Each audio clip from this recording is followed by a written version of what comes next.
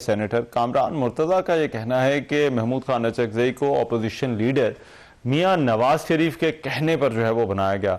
अब पाकिस्तान तहरीक इंसाफ ये कहती आई है कि उसने मुज़ाकरात का जो इख्तियार है वो महमूद खान अचकज़ई को दे दिया है। आज तहरीक इंसाफ के जो रहनुमा हैं शाह महमूद कुरैशी, उन्होंने गैर रस्मी गुफ्तगू करते हुए साफ़ियों से कहा कि हम तो जेलों में पड़े हैं, हमारे पास इंफॉर्मेशन जो है वो कम है, ताहम महमूद खान अचकज़ई बेहतर फैसला कर सकते हैं कि क्या करना है। लेकिन उन्होंने भी कहा कि मज़ाहमत के बाद ही तो मफाहमत जो है वो होती है।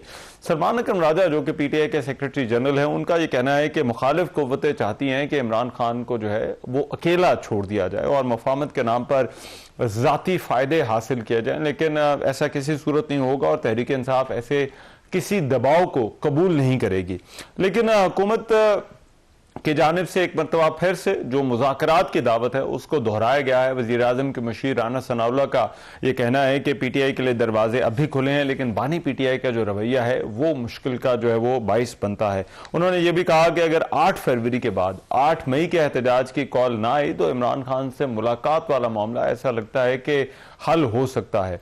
लेकिन पाकिस्तान तहरीक इंसाफ की पार्लिमानी सियासत में किस हद तक वापसी होगी? अब अपोजिशन लीडर वाला मामला तो तय हो गया, लेकिन एक और बड़ा इशू कायमा कमेटियों का भी है। गुज़िश्ता रोज हमारे प्रोग्राम में तहरीक इंसाफ के रहनुमा अली मोहम्मद खान ने कहा था कि अपनी जमात को कायमा कमेटियों में वापस जाने की जो है वो तजवीज़ दी है।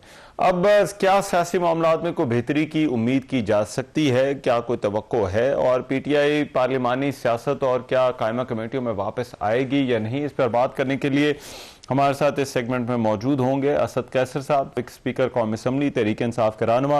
असद कैसर साहब, बहुत शुक्रिया आपके वक्त। असद कैसर साहब, सबसे पहले तो ये जो अपोजिशन लीडर वाला मामला है, ऐसा लगता है कि हुकूमत के जो एतराज़ात थे या उनको जो भी खदशात जो है वो कहना चाहिए, तैनाती हो गई, हुकूमत ने कुछ लचक जो है वो दिखाई है। इस नामजदगी को, इस तैनाती को आप किस तरह से जो है वो देखते हैं? देखिए, नए शुरू है और ये बहुत पहले होना चाहिए था। आपको पता है कि हमने अपने बाकायदा एप्लीकेशन दिया हुआ था, फिर स्पीकर साहब ने कहा कि अदालत के केस से वो केस वगैरह हमने फिर सुप्रीम कोर्ट से और पेशावर हाई कोर्ट से वो सारे केस जो है ना वो विड्रा कर दिए। तो वो टाइम लगा, उस पर बहुत पहले होना चाहिए, लेकिन देर आए दुरुस्त आए। राइट, लेकिन आपकी अपनी पार्टी की महमूद खान अचकज़ई से बतौर अपोजिशन लीडर क्या तवक्कुआत हैं?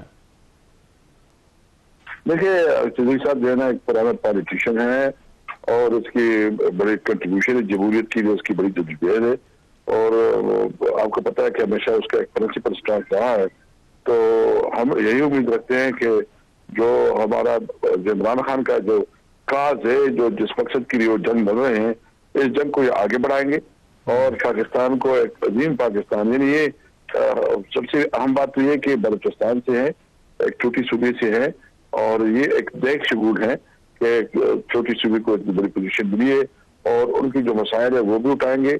जो कानून और आइन के लिए हमारा एक बिल्कुल मौक़िफ़ है उसके ऊपर भी मुसलसल बात होगी। और ये पार्लियामेंट अब मुकम्मल हो गया क्योंकि अपोजिशन लीडर के बगैर पार्लियामेंट का तस्वर नहीं है। तो बहरहाल जो भी हम तवक्को रखते हैं कि इंशाल्लाह उसकी तजुर्बे से, उसकी एक्सपीरियंस से और उसकी जो कमिटमेंट है, ये इस पार्लियामेंट को, इस मुल्क को फायदा होगा। अच्छा, और ये जो कायमा कमेटियों वाला असद कैसर साहब इशू है, इस पर PTI के अपने अंदर भी राय मौजूद है कि कायमा कमेटियों में वापस जाना चाहिए या जाया जा सकता है। आपके ख्याल में क्या इसका भी इम्कान है, ऐसा हो सकता है? अभी तक तो कोई ऐसी बात नहीं है, ना इसके ऊपर कोई डिस्कशन ऐसी हुई है, तो मतलब कोई इसकी ऊपर खास कोई बात नहीं है। अच्छा, और वज़ीर आज़म के मुशीर जो राना सनाउल्लाह हैं, उन्होंने कहा है कि तहरीक इंसाफ, उन्होंने एक मरतबा फिर से मुज़ाकरात की भी जो है वो दावत दी है। उन्होंने कहा कि वज़ीर आज़म की दावत जो है वो बरकरार है और साथ ही उन्होंने कहा है कि तहरीक इंसाफ को कायमा कमेटियों में भी वापस आना चाहिए। तो उनकी जो इस दावत को आप किस तरह से जो है वो देखते हैं?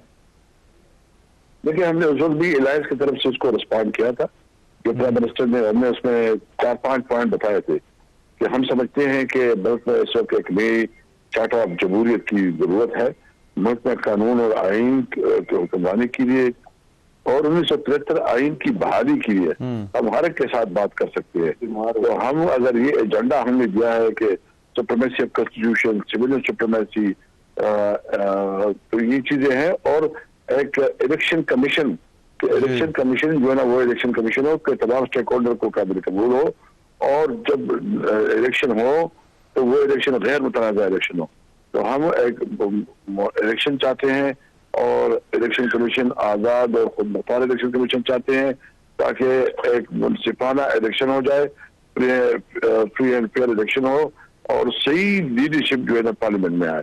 तो इस पर हम बात के लिए बिल्कुल ओपन है।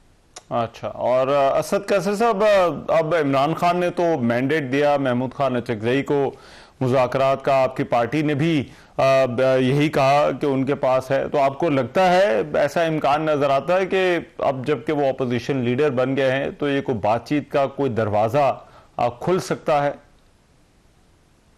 बिल्कुल, वो मैंडेट अभी भी है। वो चीज़ साहब अपने दानिश के मुताबिक जैसे मुनासिब समझते हैं या किसी से मशवरा से करते हैं, तो वो मैंडेट उसके पास अभी भी अवेलेबल है। अच्छा, और हुकूमत का ये कहना है कि ये जो मुज़ाकरात और एहतजाज की जो कॉल्स हैं ये एक साथ नहीं चल सकती। अब आपकी जो अलायंस की कॉल है एहतजाज की, वो 8 फरवरी की है। आपको लगता है ये दोनों चीज़ें आने वाले वक्त में साथ साथ ही चलेंगी? अगर कोई बातचीत का रास्ता निकलता है वो तो निकले, लेकिन एहतजाज इसी तरह से जो है वो रहेगा, एहतजाज की कॉल? देखिए, हम तो 8 फरवरी को भरपूर तरीके से बनाएंगे, क्योंकि 8 फरवरी वो दिन है जिसमें आवाम से उसका हक छीना गया। ये इमरान खान इस वक्त इस मुल्क का मुंतखब वज़ीर-ए-आज़म है, वो जेल में है, तो इसका तो दूसरा मतलब यह है कि आवाम के पास अभी इख्तियार नहीं रहा कि वो अपनी लीडरशिप करे।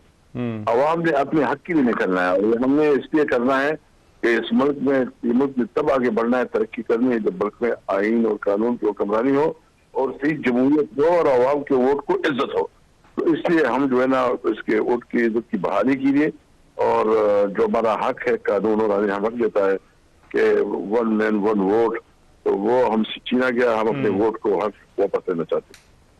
ठीक है, बहुत शुक्रिया। असद कैसर साहब हमारे मौजूद थे, साबिक स्पीकर कौमी असम्बली और पाकिस्तान तहरीक इंसाफ के रहनुमा जो है वो बात कर रहे थे। प्रोग्राम में भी एक ब्रेक शामिल करते हैं, वापस आते हैं इस ब्रेक के बाद।